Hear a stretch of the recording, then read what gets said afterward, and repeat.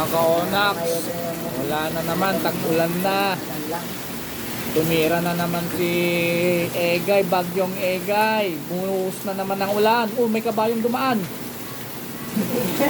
Oh. Ayun. Ayan oh. Oh. Banat na naman. Buti na lang natapos na yung mga motor na inayos ng mga boys kanina eh. Ay, nandito nagre-relax. Mga pukin ng mga ayan o, pabip-bip, cellphone. Ito bahay ng ano, bahay ng ibon. Ayan. Wala na, patay negosyo na naman.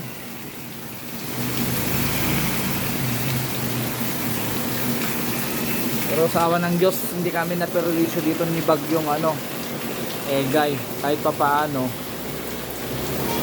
hindi katulad ng mga ibang lugar sa La Union, kawawa sila. Kaya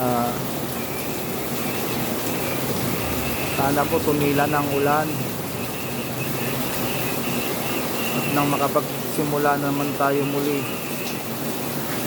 Kawawa ka ng mga tao, kawawa kami rito.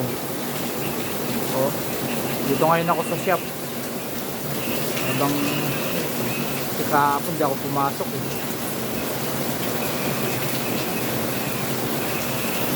Ay, ano naman? Ano yun? Tumit. Ano yan? Ano? Sige guys, mga ka-onax, bye-bye. Nandito ako ngayon sa shop.